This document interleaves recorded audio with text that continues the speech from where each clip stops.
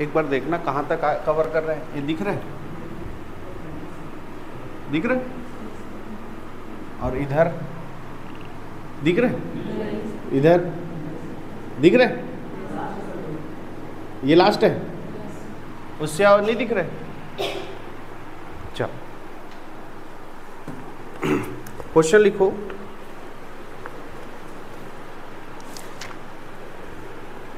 आज भी कार्य और समय का हम लोग को क्या करना है, प्रैक्टिस करना है। कल भी किए थे, उसके बाद फिर कल से हम लोग जो है इसी के अंतर्गत नया टॉपिक होता है पाइप और टंकी, वो पढ़ेंगे। ठीक है, तो आज भी हम जो है कार्य और समय का ही प्रैक्टिस करेंगे।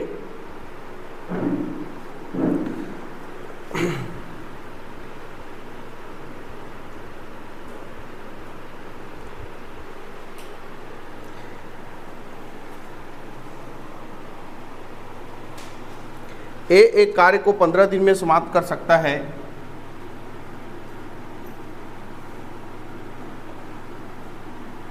पंद्रह दिन में समाप्त कर सकता है,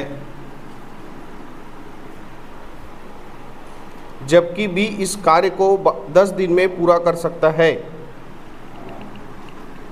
जबकि बी इस कार्य को 10 दिन में पूरा कर सकता है, 10 दिन में पूरा कर सकता है। दोनों ने मिलकर 2 दिन तक कार्य किया। दोनों ने मिलकर 2 दिन तक कार्य किया।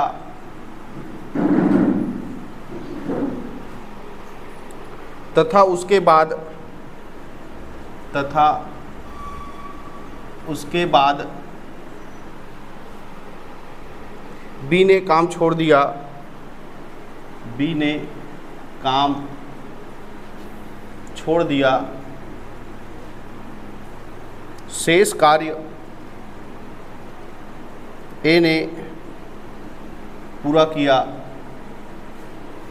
सारा कार्य कितने दिन में समाप्त हुआ। चलिए बनाइए इसको।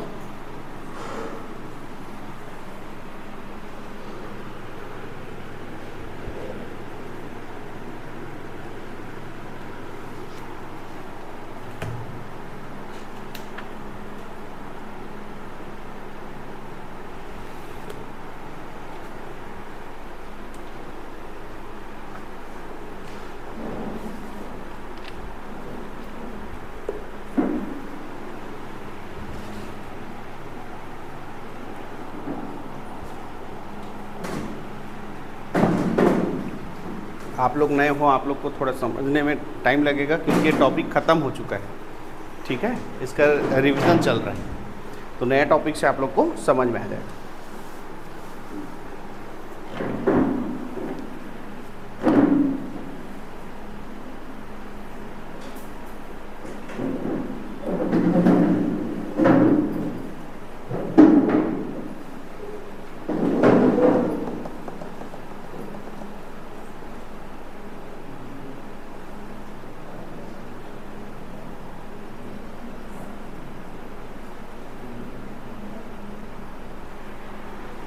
बन गया?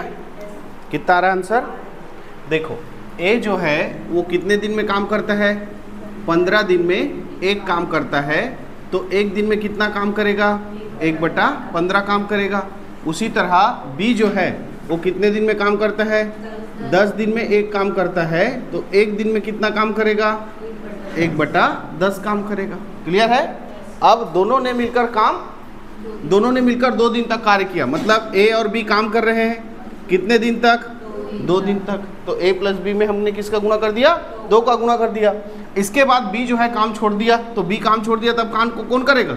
ए करेगा। कितना दिन करेगा? वही हमको ज्ञात करना है x, जिससे काम पूरा क्या हो जाएगा? समाप्त हो जाएगा, इसलिए बराबर 1। अब 2 ए का 1 दिन का काम और प्लस बी का 1 दिन का काम 1/10, x इंटू 1/बराबर 1 लेंगे। ठीक है, अब यहाँ पर एलसीएम निकालेंगे तो कितना आ जाएगा? 30, यहाँ पे किसका गुणा करेंगे 15 दूनी 30, तो ऊपर 2 का गुणा करेंगे और 10 दिया 30, तो ऊपर 3 का गुणा करेंगे 3। क्लियर है। अब यहाँ पर ये हो जाएगा x बटा 15, ये देखो कट जाएगा, कितना आ जाएगा 15, ऊपर कितना हो जाएगा 5 बटा 15 और इधर x बटे 15 और बराबर में कितना रहेगा 1। अब दोनों का हर समान है इसलिए 15 को एक बार लिखेंगे नीचे में और ऊपर 5 प्लस x बराबर 1, तो 5 प्लस x बराबर 15 एकम 15 पक्षांतर हो जाएगा। फिर x 15 माइनस 5, तो x बराबर कितना आया 10, यानी ए शेष बचे काम को कितने दिन में करेगा 10 दिन में। लेकिन हमको शेष कार्य को कितना दिन में किया ये नहीं पूछा है, सारा काम कितने दिन में हुआ, तो पहले कितने दिन लगा, फिर कितने दिन लगा, तो टोटल कितने दिन लगा पूरा काम को खत्म करने में, तो हमारा आंसर इसका क्या जाएगा 12 दिन। क्लियर है। चलो नेक्स्ट।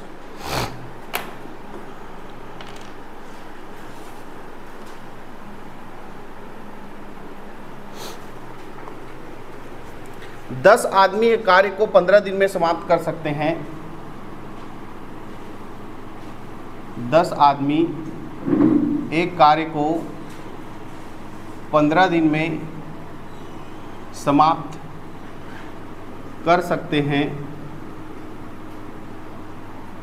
तथा 15 औरतें इसी कार्य को 12 दिन में समाप्त कर सकती है तथा 15 औरतें इसी कार्य को 12 दिन में समाप्त कर सकती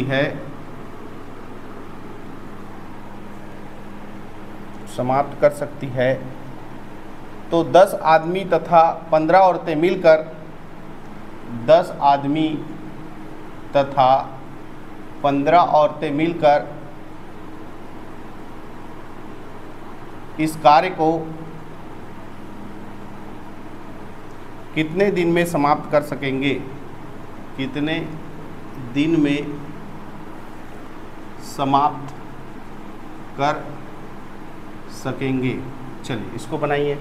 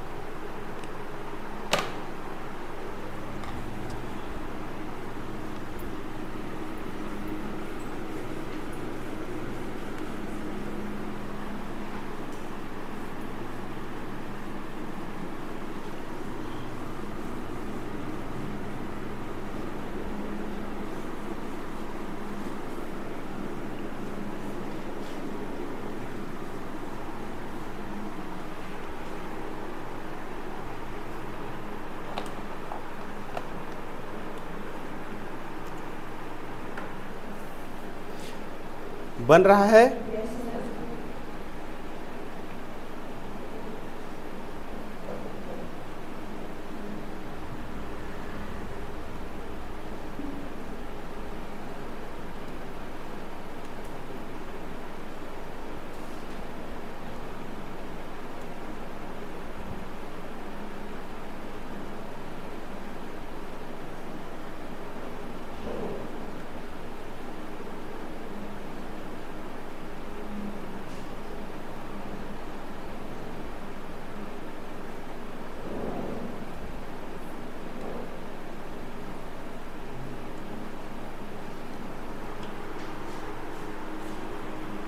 बन गया।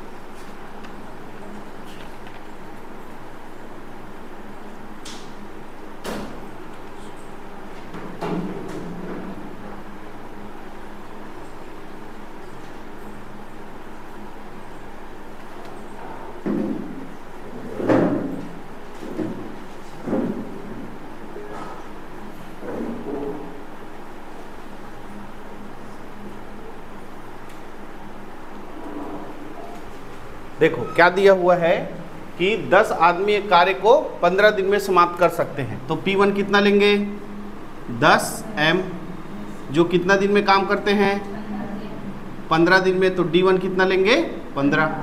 क्लियर है। इसके बाद हमको दिया है कि 15 औरतें इसी कार्य को कितने दिन में करती है 12 दिन में, तो P2 कितना लेंगे 15F और D2 कितना लेंगे 12। ये हो गया। अब इसके बाद हमको ज्ञात क्या करना है, P3 क्या ज्ञात करना है। P3 क्या दिया है 10 आदमी और 15 औरतें इस कार्य को कितने दिन में समाप्त करेगी, ये हमको ज्ञात करना है। क्वेश्चन में इतना लिखा हुआ है, पहले हमने इसको P1 D1 के रूप में लिख लिया, तो क्वेश्चन में इतना लिखा हुआ है, ये समझ में आ गया। ठीक है। अब देखो, अब हमको पता है कि दो सेंटेंस का हम आपस में क्या कर सकते हैं, कंपेयर कर सकते हैं।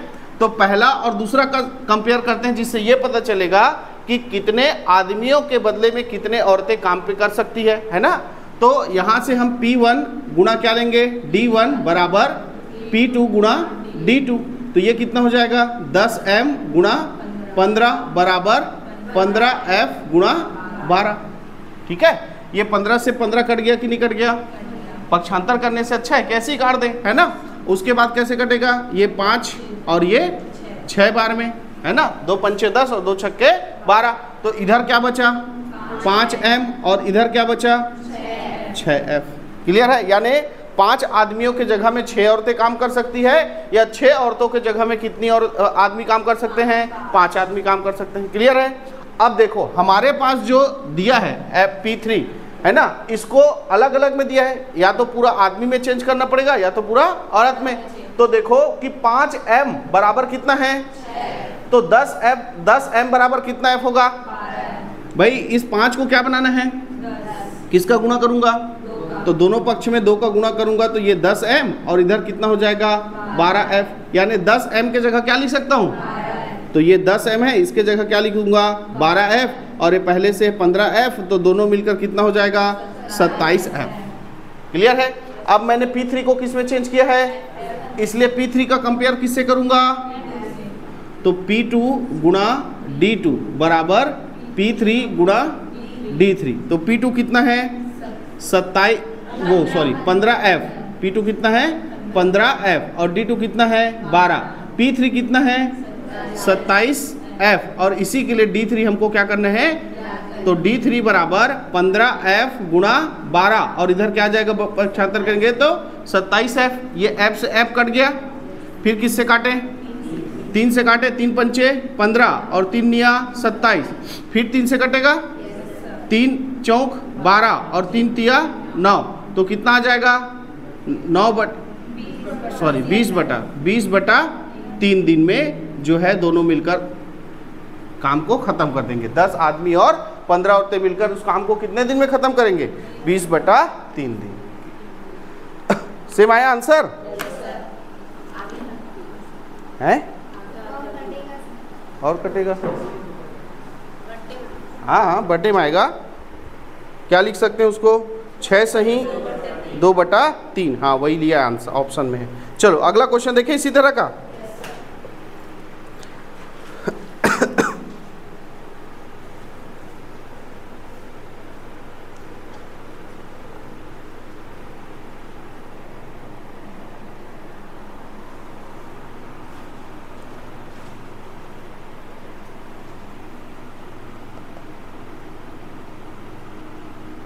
क्वेश्चन लिखेंगे ABC तीनों मिलकर प्रतिदिन ABC मिलकर प्रतिदिन 300 रुपये कमाते हैं।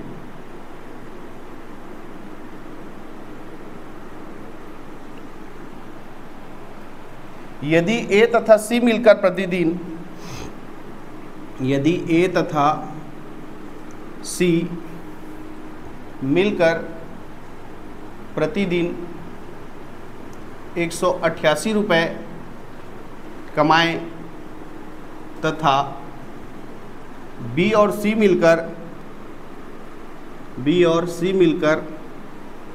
प्रतिदिन 152 रुपये कमाएं, तो सी की प्रतिदिन की कमाई कितनी है?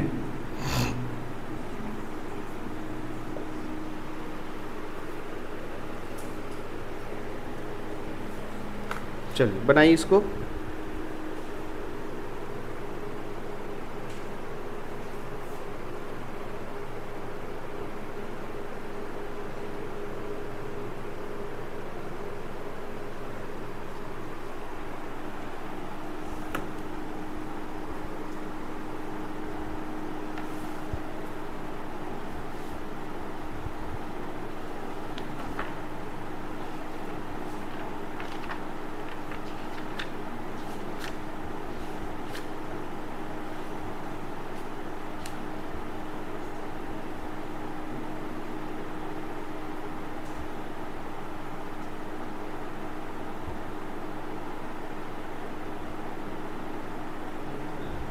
कितना आया? 40।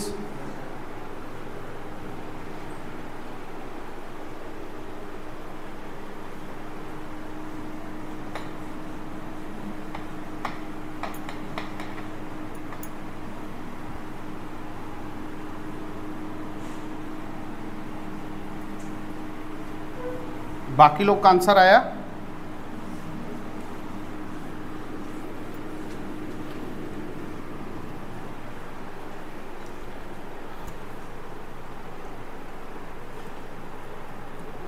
देखो पहले तीनों का कमाई दिया है क्या? तीनों का कमाई दिया है, ए प्लस बी प्लस सी, तीनों मिलकर कितना कमाते हैं? 300 रुपये कमाते हैं, दिया है। उसके बाद क्या दिया है? बी, ए और सी मिलकर कितना कमाते हैं? 188 रुपये, ठीक है। उसके बाद बी और सी मिलकर कितना कमाते हैं? 152 रुपये। हमको निकालना किसका है? सी का। हमको निकालना किसका है? तो यदि मैं इसमें ए और बी की कमाई को घटा दूं तो सी का मिलेगा कि नहीं मिलेगा? मिलेगा। लेकिन ना मेरे पास ए की कमाई है ना ही बी की कमाई है क्या? नहीं है। लेकिन देखो अगर ये ए और सी में, ए सी है, इसमें घटा दूं तो बी का निकलेगा कि नहीं निकलेगा? आपको किसकी कमाई निकालना है? बी की। तो आपके पास ए प्लस बी प्लस क्या है? सी है। इसमें हम किसको घटा देंगे? ए और सी को। समझ में आ रहा है? तीनों में दो का घटा देंगे तो तीसरे का निकलेगा कि नहीं निकलेगा? निकलेगा। तो a प्लस बी प्लस सी का कमाई कितना है? 300। इसमें हम a और c का 188 घटा देंगे, कितना बचेगा?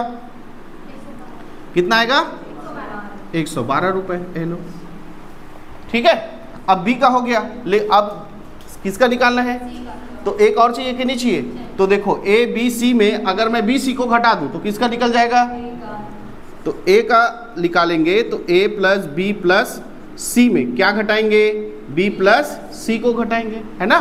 तो यहाँ पर a प्लस बी प्लस सी कितना है? 300 रुपये है। और b और c का कितना है? 152 रुपये है। तो घटाएंगे तो कितना आ जाएगा? 148 रुपये। क्लियर है? तो b की एक दिन की कमाई 112, a की एक दिन की कमाई 148। अब बच्चा जो पूछा गया हो किसका पूछा है? सी का। तो सी का घटाएंगे a प्लस बी प्लस सी। इसमें क्या घटाएंगे? a घटाएंगे और क्या घटाएंगे? b घटाएंगे, है ना। आपको किसका निकालना है? सी का। तो a और b का क्या कर देंगे? माइनस कर देंगे। तो पहले तो तीनों का कितना है? 300। a का कितना है? 148। a का कितना है? 148 और b का कितना है? 112। अब इसको जोड़ दो, कितना हो जाएगा? 260। 260 तो कितना बचा? 40। तो सी का एक दिन का कमाई कितना है? 40। क्लियर है? किसी कोई डाउट है? और देखो हमको तीनों का कमाई a प्लस बी प्लस सी का कितना दिया है? 300। a और c का कमाई कितना दिया है? 188। b और c का कितना दिया है? 152। क्लियर है? और पूछा किसका है? तो a b का घटाएंगे इसमें तो हमको c मिलेगा कि नहीं मिलेगा? मिलेगा। लेकिन हमारे पास a नहीं है और ना ही b नहीं है। तो पहले हम किसका निकालेंगे? a और b का।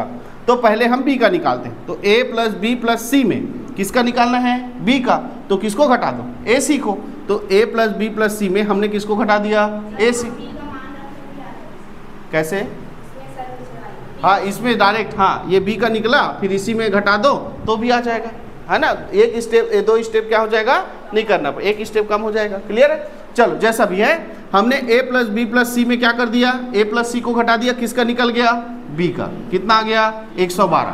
अब यहाँ पर आप जो बोल रहे हैं कि हमको किसका चाहिए, c का, तो ये देखो a b प्लस सी है हमारे पास। अब हमको b का पता चल गया है तो b का क्या कर दो, माइनस। तो b प्लस सी का कितना है, 152। b प्लस सी का कितना है, 152। और अभी b का कितना निकाले हो, 112, तो कितना आ गया, 40 रुपये। ऐसा भी बना सकते हो। क्लियर है। जिसका निकालना है उसका इसमें घटाते जाओ बाकी का। ठीक है। चलो क्वेश्चन देखते हैं अगला।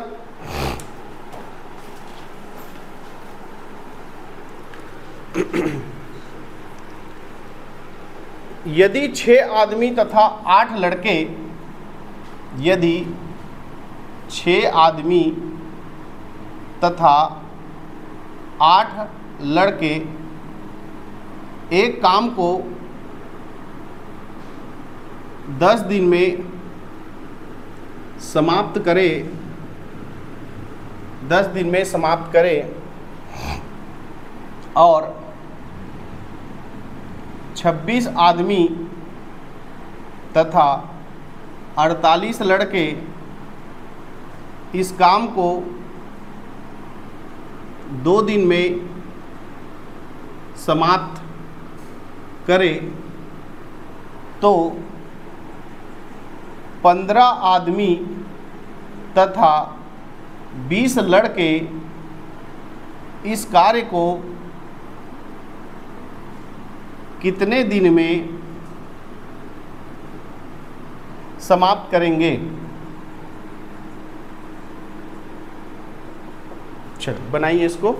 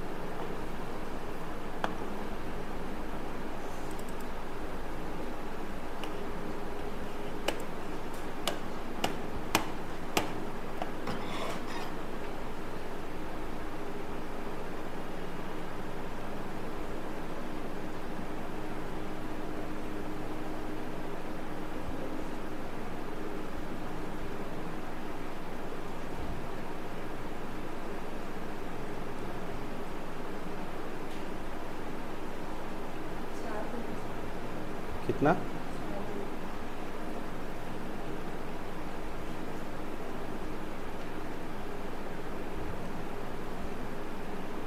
बाकी लोग का आंसर आ रहा है।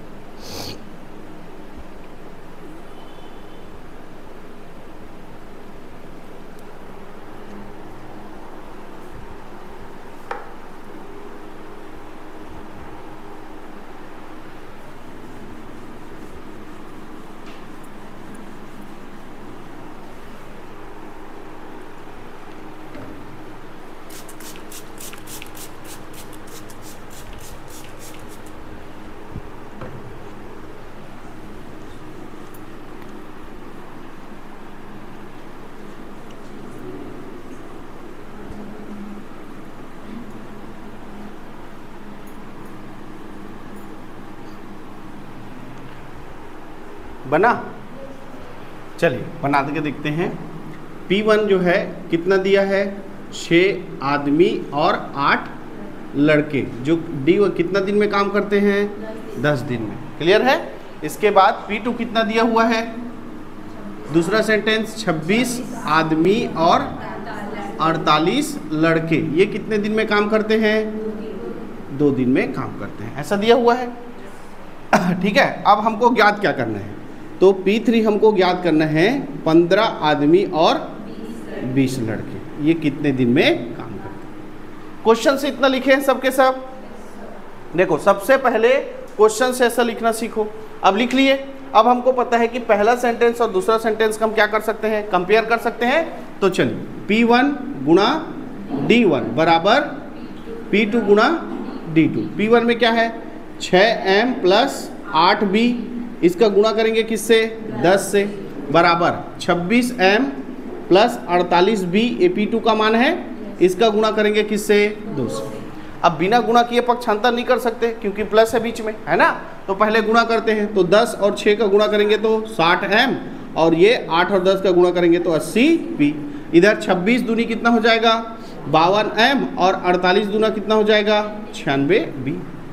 हो गया। अब m वाले को एक तरफ और b वाले को एक तरफ। तो ये 60m अपने जगह पे है, ये 52m इधर आके क्या हो जाएगा? माइनस हो जाएगा। ये 96b अपने जगह पे है, ये 80b उधर जाके क्या हो जाएगा? Minus 80b। ठीक है, तो इधर घटाएंगे तो कितना आ जाएगा? 8m, और इधर घटाएंगे तो 16b। ये 8 एकम 8, 8 दूनी, तो 1m बराबर कितना आ रहा है? मतलब एक आदमी के जगह 2 औरतें काम कर सकती है, या 2 औरतों के जगह एक आदमी क्या कर सकता है? काम कर सकता है। अब हमको जो दिया है उसमें 15 आदमी और क्या है? 20 बच्चे हैं, है ना। सॉरी, औरत बोल रहे, बच्चे हैं। तो 15 आदमी और 20 बच्चे, तो इसको एक बनाना पड़ेगा, या तो m में लाना पड़ेगा या तो पूरा b में। तो किसी एक को बदल दो। किसको बदलें? इसी को। एक आदमी की जगह कितने बच्चे हैं? तो 15 आदमी की जगह कितने बच्चे होंगे? 30। भाई इसमें 15 का गुणा करेंगे तो 15m, और इसमें 15 का गुणा करेंगे तो 15 दूनी 30b। तो 15 आदमी की जगह कितने बच्चे लेने पड़ेंगे? तो ये 15 की जगह हम कितना लेंगे? 30b, और पहले से कितना है? 20b। टोटल कितना हो गया? 50b। ठीक है, अब ये पूरा b में चेंज हो गया। तो हमारा तो कंपेयर करने के लिए ना तो P1 पूरा है, ना तो P2 पूरा b में है क्या? तो इसमें से भी किसी एक को पूरा किस में चेंज करना पड़ेगा? b में चेंज करना पड़ेगा। तो देखो किसको चेंज करें? इसको चेंज करें। चलो, P1 कितना दिया हुआ है? 6m प्लस 8b, ऐसा दिया हुआ है। अब इसको भी हमको कंपेयर करने के लिए किस में चेंज करना पड़ेगा? b में, क्योंकि P3 को हमने किस में चेंज कर दिया है? b में। तो यहाँ पर देखो एक आदमी के जगह कितने बच्चे हैं? तो 6 आदमी के जगह कितने बच्चे लेंगे? 12। एक में 2, तो 6 में कितना? तो 6m के जगह हम क्या लिख सकते हैं? और ये 8b, तो टोटल कितना हो गया? और इसके लिए D1 कितना दिया हुआ था? अब देखो आपका P1 जो है पूरा b में चेंज हो गया, और P3 भी किस में चेंज हो गया? तो इसलिए कंपेयर कर सकते हैं P1 गुणा D1 बराबर P3 गुणा D3। P1 कितना है? 20b, जिसके लिए D1 कितना है? 10। P3 कितना बदले हो? 50b, और इसी के लिए D3 हमको क्या करना है? तो D3 बराबर 50b को पक्षांतर कर दें तो 20b गुणा 10, और बटे में कितना आ जाएगा? ये b से b कट गया, 10 एकम 10, 10 पंचे 50, 5 एकम 5, 5 चौक। तो कितना दिन का टाइम लगेगा? 4 दिन का 15 आदमी और 20 बच्चों को कार्य समाप्त करने। क्लियर है? किसी कोई डाउट है? इसी तरह का एक और क्वेश्चन लेते हैं।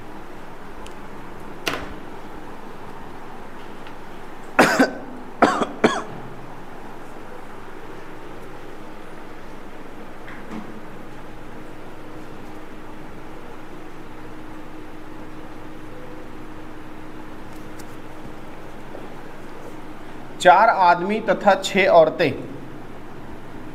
4 आदमी तथा 6 औरतें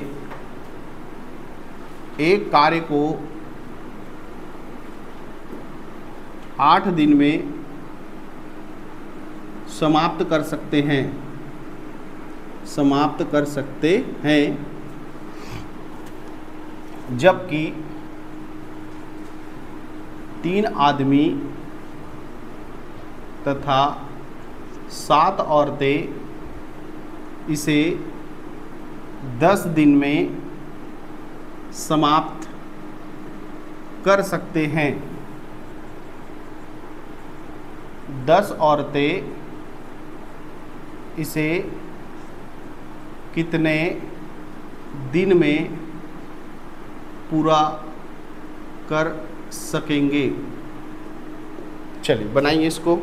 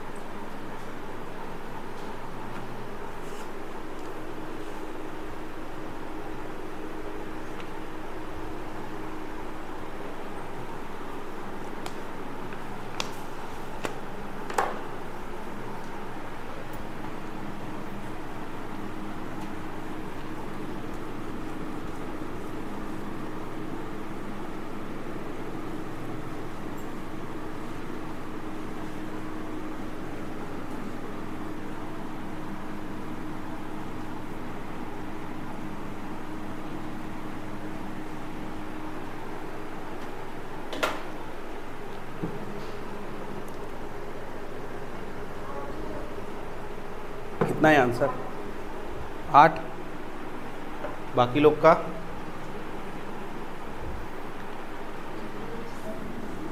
कितना आया? 5। और किसी का कोई आंसर?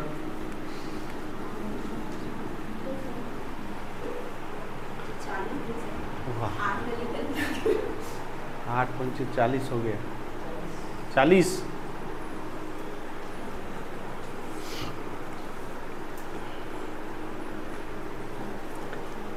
पहले लेते हैं हम P1।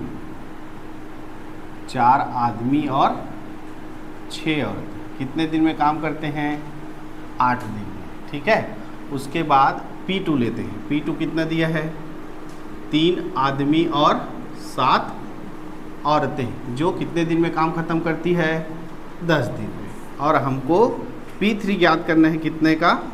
10 औरतों का। D3 ये क्वेश्चन में इतना दिया है, सब ऐसा लिखे हो। चलो अब पहला काम क्या रहता है कि जो 2 सेंटेंस कंप्लीट है उसका कंपेयर करते हैं। तो पहला और दूसरा कंपेयर करेंगे। P1 गुणा D1 बराबर P2 गुणा D2। तो P1 कितना है? 4m प्लस 6f, इसका गुणा होगा किससे? 8 से। और P2 कितना है? 3m प्लस 7f, इसका गुणा होगा किससे? 10 से। गुणा कर दें। 8 चौक 32 और 8 छक्के 48f, ये हो गया। 10 तिया 30m और 10 सत्ते 70f, ये हो गया। अब m वाले को एक तरफ करते हैं तो 32m माइनस 30m, पक्षांतर हो गया ये। अब ये 70f अपनी जगह है और 48f इधर आके क्या हो जाएगा? माइनस। 32 में 30 जाएगा, कितना बचेगा? 2m। और 70 में 48 जाएगा, कितना बचेगा? 22f। तो 2 एकम 2, 2 एकम 2 और 2 एकम 2, तो 1m बराबर कितना आ रहा है? 11। क्लियर है? अब जो निकालना है वो किस में है? यानी P1 या P2 में किसी एक को किस में चेंज करना पड़ेगा? F में। ठीक है, तो ये देखो हम किसको चेंज कर देते हैं? P1 को। चलो 4m प्लस कितना दिया है? 6f, और इसी के लिए D1 कितना है? 8। अब इसको पूरा किस में चेंज करना पड़ेगा? तभी तो आप P3 के साथ कंपेयर करेंगे। तो कैसे चेंज करेंगे? 1m बराबर कितना है? तो 4m बराबर कितना हो जाएगा? 44f। तो यहाँ पर कितना रखूंगा मैं? 44f। और पहले से कितना है? तो टोटल कितना हो गया? 50f। अब आप जो है P1 गुणा D1 इसका कंपेयर कर सकते हैं किससे? P3 गुणा D3। P1 में कितना है? 50f है, जिसके लिए D1 कितना है? 8 है। P3 कितना है? 10f है। और इस D3 इसी के लिए क्या करना है, ज्ञात करना है। तो D3 बराबर 50F गुणा 8 और बटे में कितना आ जाएगा, F से F कट गया, 10 से कम 10, 10 पंचे और 8 पंचे, तो D3 बराबर कितना आ गया, 40। ठीक है, चलो नेक्स्ट क्वेश्चन लिखते हैं।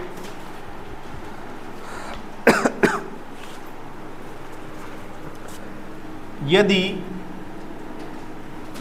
7 व्यक्ति 7 दिनों तक 7 व्यक्ति 7 दिनों तक 7 क्या लिखे हो, यदि 7 व्यक्ति 7 दिनों तक प्रतिदिन 7 घंटे कार्य करते हुए, प्रतिदिन 7 घंटे कार्य करते हुए 7 यूनिट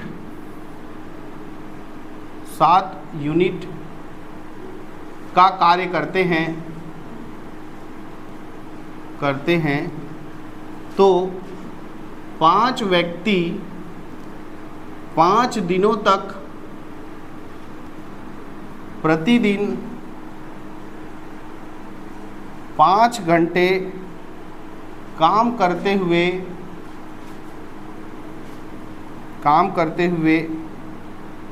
कार्य की कितनी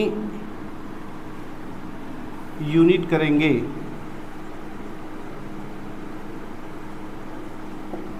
चलो बनाइए।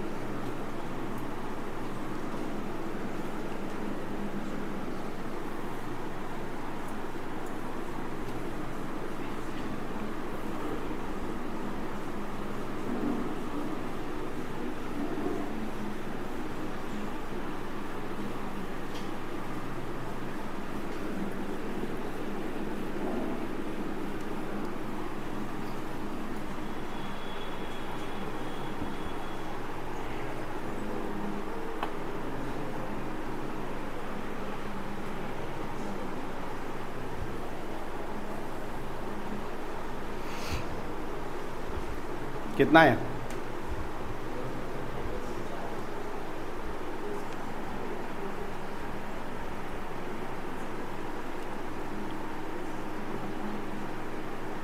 दो सही,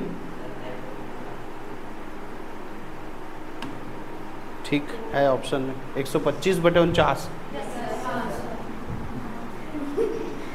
है नहीं, इसमें फट से आ जाता है नहीं। चलो एक व्यक्ति, कितने व्यक्ति दिए हैं, 7 व्यक्ति, तो P1 कितना लेंगे, 7। कितने दिन तक काम करते हैं, 7 दिन, D1 7। कितने घंटे काम करते हैं, 7, T1 7। और कितना यूनिट काम करते हैं, 7 यूनिट काम करते हैं, तो W1 भी 7। ठीक है, अब P2 कितना लेंगे, 5 व्यक्ति कितने दिन काम करते हैं, 5 दिन काम करते हैं। कितने घंटे काम करते हैं, 5 घंटे। इसी के लिए हमको W2 क्या करना है, ज्ञात करना है। ठीक है, सूत्र क्या होता है, P1 गुणा D1 गुणा T1 और बटे में क्या आएगा, बराबर P2 गुणा D2 गुणा T2 गुणा W2, ऐसा होता है। चलिए मान रखिए 7 गुणा 7 गुणा 7 और बटे में 7, इधर 5 गुणा 5 गुणा 5 और बटे में W2। ये 7 से 7 क्या हो गया, कैंसिल हो गया, तो इधर कितना बचेगा, 49 और इधर आ जाएगा कितना, और बटे में W2। अब W2 को इधर ला लो और 49 उधर चले जाएगा, तो 125/49 यूनिट का क्या होगा, काम होगा। तो हमारा आंसर कितना हो जाएगा, 125/49। क्लियर है, चलो नेक्स्ट क्वेश्चन लिखते हैं।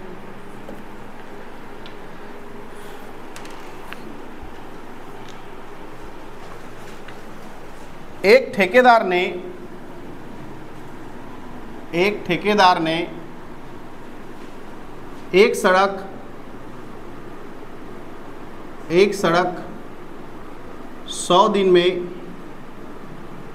बनाने का ठेका लिया। उसने उसके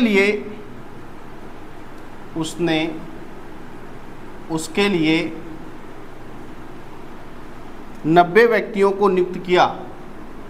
90 व्यक्तियों को नियुक्त किया।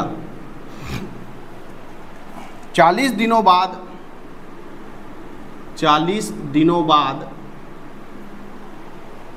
उसे पता चला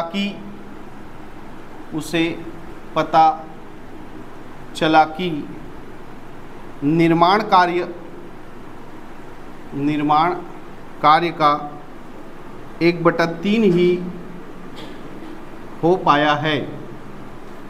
निर्माण कार्य का 1/3 ही हो पाया है। कार्य को समयानुसार पूरा करने के लिए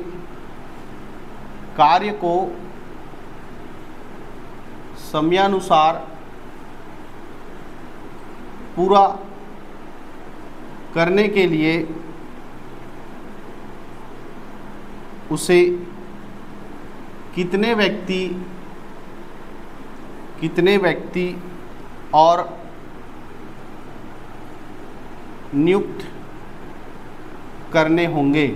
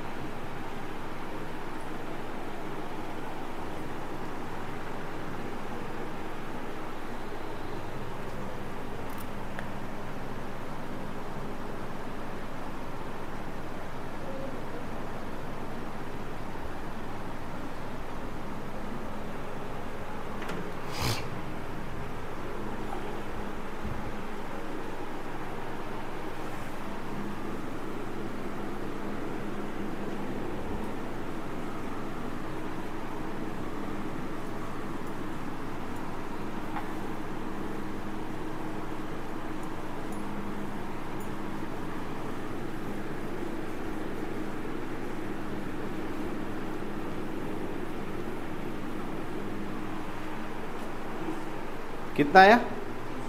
30।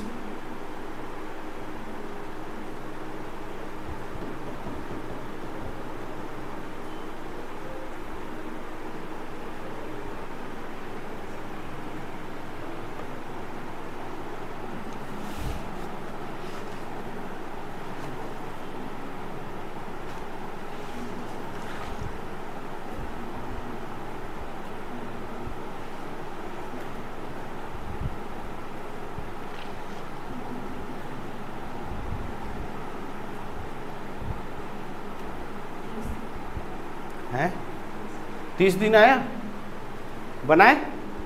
चलिए, एक ठेकेदार ने एक सड़क 100 दिन में बनाने का ठेका लिया। उसके लिए उसने कितने व्यक्ति लगाए? 90 व्यक्ति लगाए, जिन्होंने 40 दिन काम किया। 40 दिन काम किया तो कितना काम हुआ है? 1/3 काम हुआ है। क्लियर है? अब समय पर ख़त्म करना है, यानी कितना दिन बचा है? 60 दिन बचा है। और कितना काम बचा है? 1 माइनस 1/1 पूरा काम 1 करना है। और हुआ कितना? 1/3। तो बचा कितना है? तो इसके लिए कितने आदमी और लगाने हैं? तो जो है वो रहेंगे प्लस x, ऐसा बनेगा। ठीक है, पहले 90 आदमी थे जिन्होंने 40 दिन काम किया, तो कितना काम हुआ? 1/3 काम पूरा हो गया है क्या? नहीं हुआ है। कितना काम बचा है? 2/3। और कितना दिन बचा है? 60 दिन, क्योंकि 100 दिन में पूरा करना है। तो कितने आदमी और लगाने पड़ेंगे? तो 90 है, उसमें हमने क्या कर दिया? x। अब हमारा सूत्र क्या होता है? P1 गुणा D1 बटा W1 बराबर P2 गुणा D2 बटा W2। तो P1 कितना है? 90 गुणा 40 और बटा 3 बराबर यहाँ पर 90 प्लस x गुणा 60 और बटे में कितना आ जाएगा? 2/3। ठीक है, ये देखो, ये 90 गुणा 40 और गुणा कितना हो जाएगा? 3। ठीक है, अब उसके बाद जब पक्षांतर करेंगे तो ये जो 2/3 है ना, तो 2 ऊपर और 3 कहाँ जाएगा? नीचे, और बटा में क्या जाएगा? और 60। ये वाला 60 और इधर क्या बचेगा 90 प्लस x। ठीक है, पूरा पक्षांतर हो गया।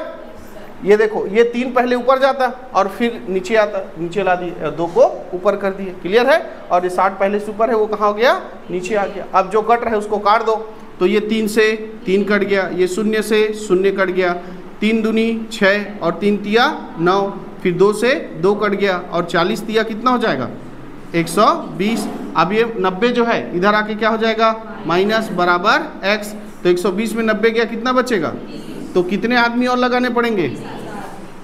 ठीक है, चलो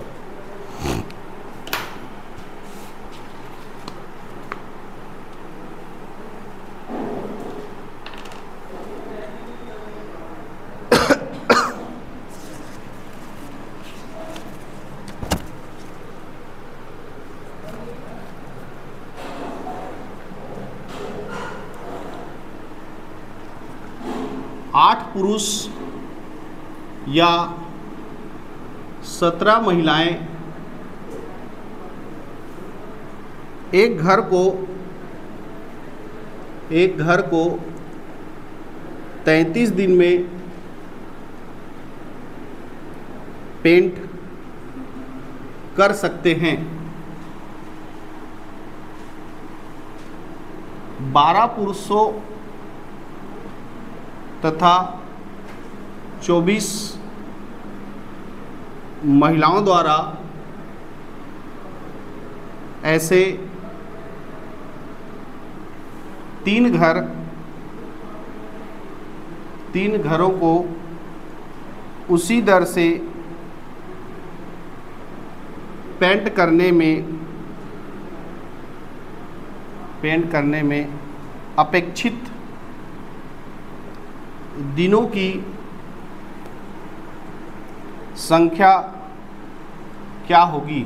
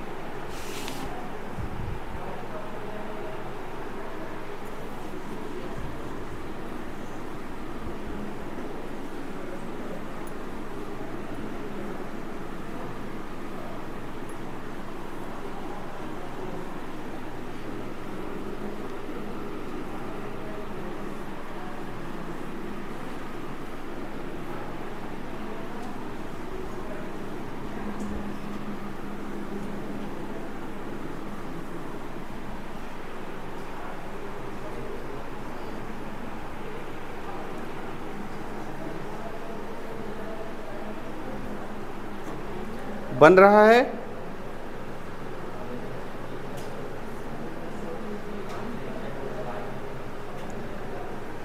कितना आया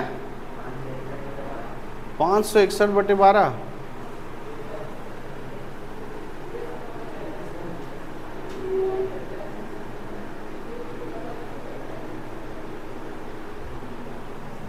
चलो बना के देखें।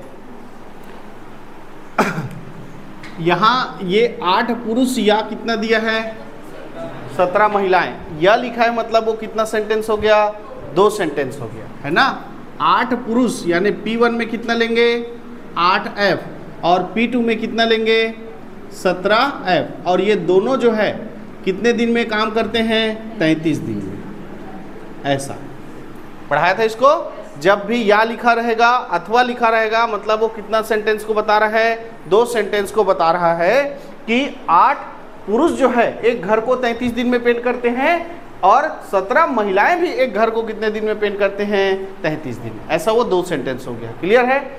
अब हमको पूछा क्या है कि P3 12 पुरुष और 24 महिलाएं ऐसे ही 3 घर को, यानी काम कितना हो गया 3, इनके लिए काम कितना है एक ही घर को पेंट करने का बताया ना, तो दोनों के लिए काम कितना है 1 है।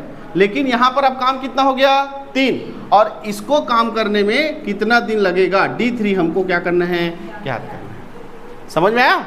अब पहले तो हमारा काम है कि पहले दो सेंटेंस को क्या करते हैं, कंपेयर करते हैं। तो इसमें भी काम क्या है, समान है। तो सीधा P1 गुणा D1 बराबर P2 गुणा D2, ये कट गया। तो 8F बराबर कितना आ गया, सॉरी 8M बराबर कितना आ जाएगा 17F। यानी 8 पुरुष के जगह में 17 महिलाएं काम कर सकती है, या 17 महिलाओं के जगह में 8 पुरुष काम कर सकते हैं। ठीक है, अब देखो इसको चेंज करना है, बन नहीं रहा है, बन रहा है क्या, बन गया। हाँ, वो गणित वालों बन जाएगा, बाकी लोग थोड़ा टेंशन में आ गए होंगे कैसे करेंगे सर। देखो 8M बराबर कितना है, 1M बराबर कितना हो जाएगा 17/8F, होगा कि नहीं होगा। ठीक, हमको कितने की जरूरत है, 12M की जरूरत है। तो देखो इस तरफ मैं 12 का गुणा कर दूंगा तो 12M होगा, और इधर भी मैं 12 गुणा 17 ये क्या हो जाएगा F, ये कट जाएगा। 4 तिया 12 और 4 दूनी 8, तो 17 तिया कितना हो जाएगा, 17 तिया 51/2F। क्लियर है। तो मैं अब यहाँ पर कितना लूँगा, 51/2F, और पहले से कितना है 24F। क्लियर है। हमने पूरा किस में चेंज कर दिया, F में चेंज कर दिया। समझ में आया कैसे हुआ। हमारे पास था कि 8M बराबर कितना है 17 है, हमने 1M बराबर बता दिया कि 17 बटा कितना होगा 8।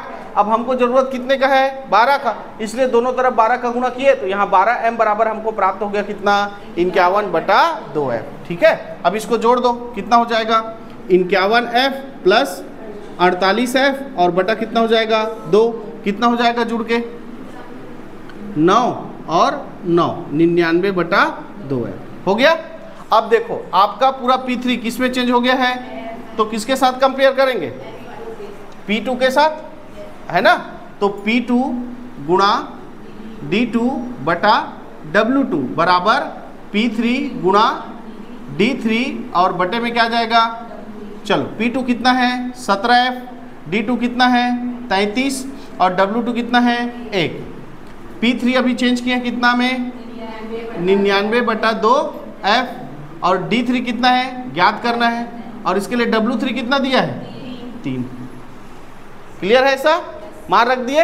अब आपको ज्ञात करना है D3, तो बाकी को आप पक्षांतर करो तो 17F गुणा 33 बटे में क्या जाएगा 99F, और ऊपर में क्या जाएगा 2 गुणा 3, ये 2 और 3 ऊपर चला गया और 99F नीचे, ये F से F कट गया, ये 3 एकम 3, 3 तिया 9, 3 तिया 9, ये 33 से 33 कट गया, और 17 दूनी कितना हो गया, तो उनको कितना दिन लगेगा काम को ख़त्म करने में 34 दिन। क्लियर है। चलो अब गणित को यहीं पे समाप्त करते हैं, और साथ ही कार्य समय का जो टॉपिक है उसको भी यहीं पे समाप्त करते हैं। कल से हम जो है इसी टॉपिक से रिलेटेड पाइप और टंकी वाला चैप्टर पढ़ेंगे। क्लियर है। तो कल नया चैप्टर चालू होगा, पाइप और टंकी।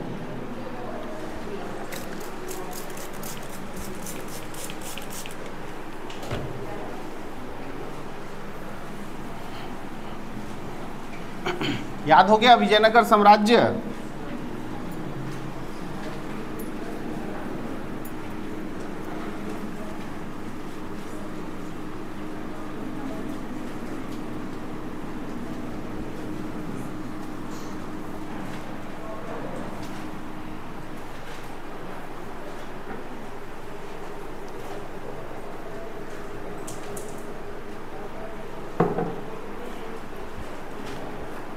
चलिए, पिछले क्लास में हमने पढ़ा था विजयनगर साम्राज्य। मोहम्मद बिन तुगलक जब दिल्ली सल्तनत का राजा था तो उसके शासनकाल में 2 साम्राज्य बने थे, एक विजयनगर साम्राज्य और एक कौन सा, बहमनी साम्राज्य, जिसमें हमने पिछले क्लास में विजयनगर साम्राज्य को विस्तार से क्या कर लिया, पढ़ लिया। आज हम लोग पढ़ेंगे कौन सा साम्राज्य, बहमनी साम्राज्य। बहमनी साम्राज्य। अब हमने पढ़ा था कि इसका जो मोहम्मद बिन तुगलक के शासनकाल में पढ़ा था ना, कि एक नाम था किसका, बहमन शाह, उसी ने ही बहमनी साम्राज्य की क्या की, स्थापना की, है ना। जैसे विजयनगर साम्राज्य की स्थापना किसने किया, हरिहर और बुक्का। अब पूरा उसका विस्तृत जानकारी पढ़े कि कैसे उसका स्थापना हुआ था विजयनगर साम्राज्य की, कि हरिहर और बुक्का पहले कापिली राज्य में काम करते थे, उसको ले गया था जीत के, है ना। फिर वो विद्रोह को शांत करने आए, फिर एक उनको व्यक्ति मिला था माधव विद्रायण। वैसी विस्तृत जानकारी पढ़ेंगे पहले किसका, बहमनी साम्राज्य के स्थापना का। क्लियर है। तो दिल्ली का राजा कौन था, मोहम्मद बिन तुगलक। मोहम्मद बिन तुगलक ये दिल्ली का क्या है, राजा है। अब इसका शासनकाल पढ़े हैं, हमने देखा कि ये जितना भी क्या करता था, योजनाएं लाता था, वो क्या हो जाता था, असफल हो जाता था। क्लियर है। तो आप खुद सोचो, आप जिसके अंडर में काम कर रहे हो, ठीक है, आप जिसके अंडर में काम कर रहे हो, अब वो जो बोल रहा है वो गलत होते जा रहा है, जो बोल रहा है वो गलत होते जा रहा है, आपको गुस्सा आएगा कि नहीं आएगा, ये सटिया आगे का बॉस ऐसे करके आएगा कि नहीं आएगा। तो वैसे ही ये राजा जो करता था वो असफल हो जाता था। तो इसके साथ इसके राज्य में जो अमीर लोग थे वो गुस्सा हो गए, और गुस्सा हो गए तो इसका क्या करने लगे, विद्रोह करने लगे। तो इसी विद्रोह का परिणाम था ये बहमनी साम्राज्य। हुआ ये कि दौलताबाद के जो अमीर थे उन्होंने क्या कर दिया, विद्रोह कर दिया, है ना। दौलताबाद है, सागर है, गुलबर्गा है, जितने भी दक्षिण के राज्य थे, है ना, उन्होंने क्या कर दिया, विद्रोह कर दिया। ठीक है। ये इधर दौलताबाद है ना, महाराष्ट्र में जो औरंगाबाद पढ़े हो उसी का पहले नाम क्या था, दौलताबाद। तो महाराष्ट्र का जो औरंगाबाद है उसी का नाम पहले क्या था, दौलताबाद। तो वहाँ के अमीरों ने क्या कर दिया, मोहम्मद बिन तुगलक के खिलाफ क्या कर दिया, विद्रोह कर दिया।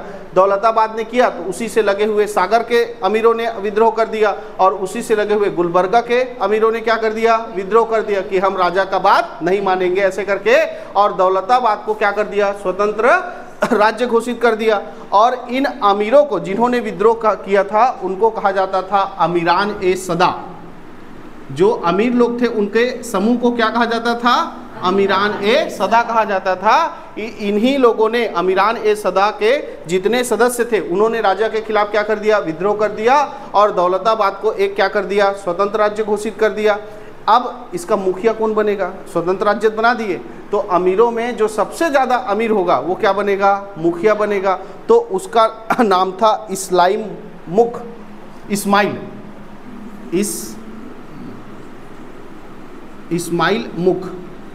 क्या नाम था, इस्माइल मुख, है ना। हाँ, गलत लिखा हूँ क्या रे, ऐसे लिखा है करे, इस्माइल ऐसे, इस्माइल मुख ये सबसे अमीर आदमी था। तो इसी ने नासरुद्दीन शाह, किस नाम से, नासरुद्दीन शाह के नाम से इस जो विद्रोह का क्या बन गया, या दौलताबाद का क्या बन गया, राजा बन गया। ठीक। और जो ये राजा बन गया किस नाम से, नासरुद्दीन शाह के नाम से राजा बन गया। अब इन अमीरों ने अपना मुखिया बनाया जफर खान को। अपना मुखिया किसको बनाया, जफर खान। पहले अमीर का मुखिया कौन था, ये था। अब ये क्या बन गया, शासक बन गया, है ना। अब जो दौलताबाद जिसको स्वतंत्र राज्य घोषित किए थे उसका राजा कौन बन गया, नासरुद्दीन शाह। और अमीरों का मुखिया बन गया कौन, जफर खां, है ना। जफर खां जो है राजा बन गया। लेकिन ये जो दौलताबाद था, ये दौलताबाद इसको स्वतंत्र तो घोषित कर दिए, लेकिन इसके चारों ओर अभी भी किसकी सेना है, मोहम्मद बिन तुगलक।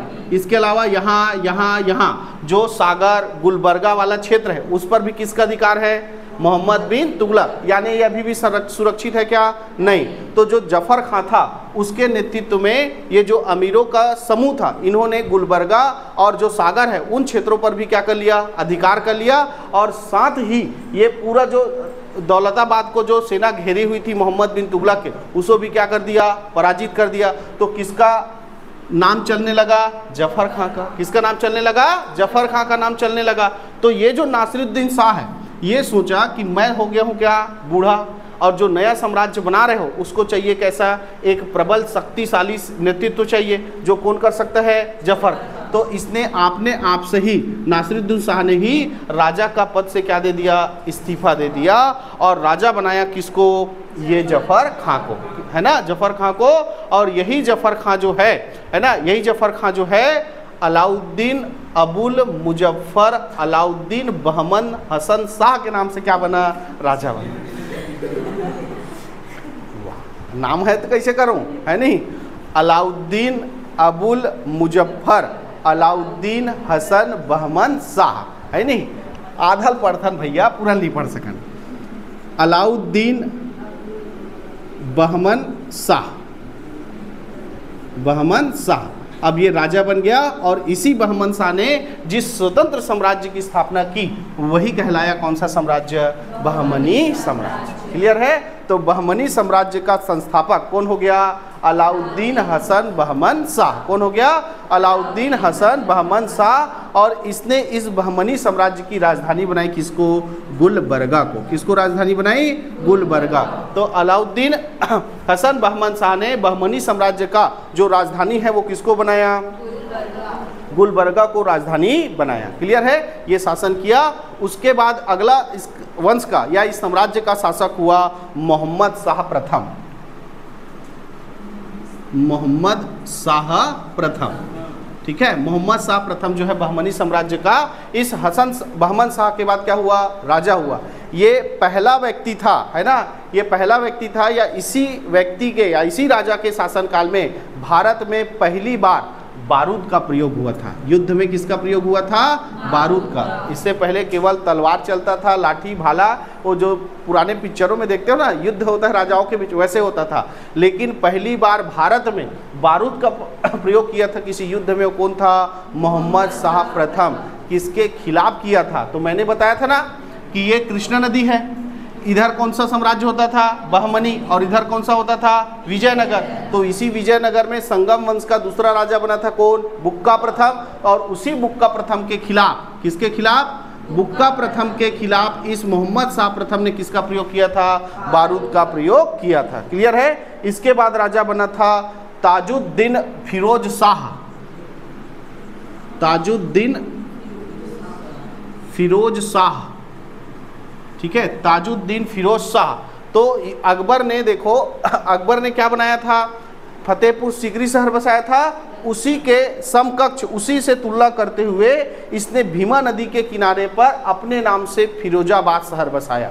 तो इस ताजुद्दीन फिरोज शाह ने किस नदी के किनारे पर, भीमा नदी के किनारे पर कौन सा शहर बसाया है, फिरोजाबाद शहर बसाया है। क्लियर है। तो फिरोजाबाद शहर बसाने वाला कौन था, ये ताजुद्दीन फिरोज शाह। और इसी ने ही जो दौलताबाद है वहां पर एक वेधशाला का क्या किया है, निर्माण किया है। क्लियर है। इसके बाद पढ़ेंगे सिहाबुद्दीन अहमद प्रथम। सिहाबुद्दीन अहमद प्रथम राजा कौन हो गया, सिहाबुद्दीन अहमद प्रथम।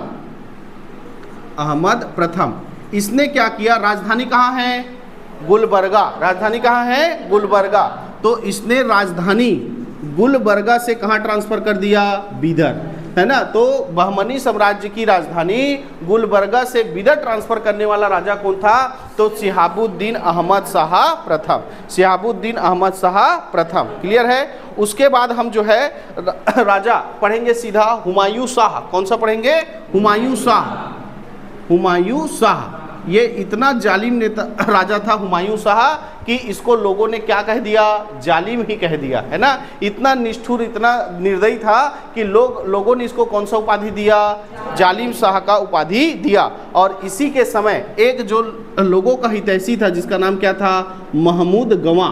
क्या नाम था, महमूद गवां। ये लोगों के लिए काम करता था, बहमनी साम्राज्य के विकास के लिए कार्य करता था। कौन, महमूद गवां, जो इस हुमायूं शाह का क्या था, प्रधानमंत्री था। हुमायूं शाह का क्या था, प्रधानमंत्री। क्लियर है। अब हुमायूं शाह वो कैसा राजा था, एकदम जालिम राजा था। ठीक है। इसकी मृत्यु के बाद 9 साल का बच्चा जिसका नाम था मोहम्मद तृतीय, उसको क्या बना दिया गया, राजा बना दिया गया।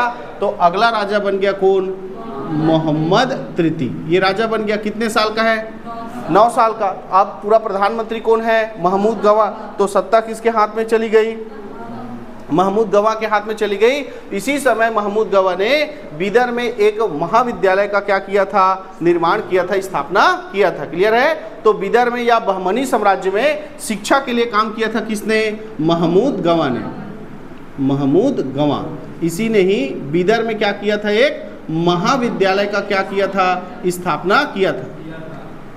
ठीक। चलिए, अब महमूद गवां अच्छा काम कर रहा था, है ना, लेकिन पूरा तीव्र गति से बहमनी साम्राज्य का क्या हो रहा है, विकास हो रहा है। लेकिन क्या हुआ, इसके बाद शिहाबुद्दीन महमूद शाह, कौन था, शिहाबुद्दीन अहमद शाह, अभी कौन बोल रहा हूँ, शिहाबुद्दीन मोहम्मद शाह, ये मोहम्मद तृतीय खत्म हो गया, इसके बाद राजा कौन आ गया, शिहाबुद्दीन मोहम्मद शाह। और इसके समय महमूद गवाह को राज्य दोषी का आरोप लगाकर क्या दे दिया गया, फांसी दे दिया गया, है ना, उसको क्या कर दिया गया, फांसी दे दिया गया, उसको मृत्यु दंड दे दिया गया। और उसके बाद से ही ये बहमनी साम्राज्य का पतन क्या हो गया, चालू हो गया, है ना। इस बहमनी साम्राज्य का पतन चालू हो गया और आपसी लड़ाई के चलते ये बहमनी साम्राज्य कितने भागों में बढ़ गया, 5 भागों में बढ़ गया। कितने भागों में बढ़ गया, 5 भागों में बढ़ गया। तो बहमनी साम्राज्य कौन कौन से 5 भागों में बटा है उसको पूछा जाता है। तो अगला हम देखेंगे कि बहमनी साम्राज्य कितने भागों में बढ़ गया, 5 भागों में बढ़ गया, ठीक है।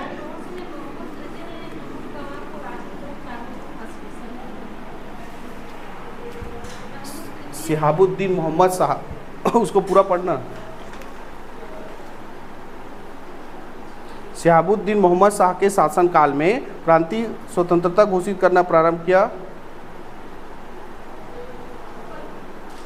इसको पढ़ना पूरा, ठीक है। लेकिन ये जो महमूद गवाह था, इसी को राजद्रोह के आरोप में क्या दे दिया गया, फांसी। और उसको फांसी हुआ कि पूरा आपसी कलह चालू हो गया और बहमनी साम्राज्य कितने भागों में बढ़ गया, 5 भागों में बढ़ गया। तो पहला भाग बटा था वो था बरार, पहला कौन सा था, बरार। दूसरा बटा था बीजापुर, दूसरा कौन सा बना, बीजापुर। अब बहमनी साम्राज्य, जैसे मान लो ये पूरा बहमनी साम्राज्य है, तो पहले इधर अलग होगा, ये क्या बनेगा, फिर इधर क्या होगा, बीजापुर, फिर अहमदनगर, फिर ऐसे, और फिर ये बच जाएगा ऐसा। कितने भागों में बढ़ जाएगा, 5। तो पहले बरार, फिर आया बीजापुर, बीजापुर के बाद अहमदनगर, अहमदनगर, ठीक है। उसके बाद आया गोलगुंडा, गोलगुंडा, ठीक है। और उसके बाद पांचवा था कौन सा, बीदर। ये कितने भागों में बढ़ गया, 5, क्लियर। 5वां बीदर इसलिए क्योंकि अकेला 5वां बच गया था कौन सा, बीदर राजधानी, ठीक है। तो कितने भागों में बढ़ गया, 5 भागों में बढ़ गया। कौन कौन सा, बरार, बीजापुर, अहमदनगर, गोलगुंडा और बीदर। कब कब बटा, कब कब, बहमनी साम्राज्य से कब कब अलग हुआ, तो ये हुआ 1484 में। 1484 में अलग हो गया था। उसके बाद ये हुआ 1489 में, ये अहमदनगर 1490 में, 1490 में। उसके बाद 1512 में और 1526 में, 1512 में गोलगुंडा और 1526 में कौन सा, बीदर, क्लियर है। तो सबसे पहले बहमनी साम्राज्य से अलग होकर कौन सा साम्राज्य बना था, बरार साम्राज्य, है ना, बरार रियासत बना था। कब बना था, 1484। उसके बाद अगला जो बना बीजापुर कब बना था, 1489। अहमदनगर कब बना था, 1490। गोलगुंडा कब बना था, 1512। और जो लास्ट है बीदर, इसकी स्थापना कब हुई थी, ठीक, सन क्लियर हो गया, ठीक। अब यहाँ पर इसका स्थापना करने वाले कौन थे, स्थापना करने वाले कौन थे, है ना। तो जो बरार साम्राज्य या बरार रियासत का स्थापना किया था उसका नाम था फतेह उल्लाह। क्या नाम था, फतेह उल्लाह, फतेह उल्लाह साम्राज्य, जिसने बहमनी साम्राज्य से अलग किसकी स्थापना की, बरार साम्राज्य की स्थापना की। उसका नाम क्या था, फतेह उल्लाह। तो फतेह उल्लाह ने 1484 में किसका स्थापना किया, बरार का, क्लियर है। बीजापुर की स्थापना 1489 में किया था यूसुफ आदिल, है ना, यूसुफ आदिल ने, यूसुफ आदिल किसने किया था, यूसुफ आदिल ने 1489 में किसकी स्थापना किया, बीजापुर साम्राज्य का स्थापना किया, ठीक है। मलिक अहमद ने 1490 में किसका स्थापना किया, अहमदनगर, मलिक अहमद, क्लियर है तीनों का, है ना। पहला का क्या बना, बरार, कब बना, 1484 में। किसने स्थापना किया, फतेह उल्लाह ने। फिर दूसरा कौन सा बना, बीजापुर, 1489 में। स्थापना किसने किया, यूसुफ आदिल ने। और तीसरा कौन सा अलग हुआ, अहमदनगर, कब अलग हुआ, 1490 में, है ना। और इसके संस्थापक कौन है, ठीक। अब चौथा अलग होगा कौन सा, गोलगुंडा, कब अलग होगा, 1512 में। और उसके संस्थापक थे कुली कुतुब शाह। कौन थे, कुली कुतुब शाह, कुतुब शाह, ठीक है, कुली कुतुब शाह। और बिदर जो 1526 में अलग हुआ, इसके थे कालरस बरीद, क्या नाम था? कालसम बरीद, कालसम बरीद, ये, ठीक। तो ये पांचों का सन और पांचों का क्या याद हो गया? संस्थापक। क्लियर है? बरार स्थापित हुआ कब? 1484। कब स्थापित हुआ? 1484। संस्थापक कौन थे? फतेहुल्लाह। उसके बाद आया बीजापुर, कब आया? 1589, 1489। संस्थापक कौन था? यूसुफ आदिल। फिर आया कौन सा? अहमदनगर, कब आया? 1490। संस्थापक कौन है? मलिक अहमद। उसके बाद आया कौन सा? गोलकुंडा, कब स्थापित हुआ? 1512। संस्थापक कौन है? कुली कुतुब शाह। और फिर आया कौन सा? बिदर। संस्थापक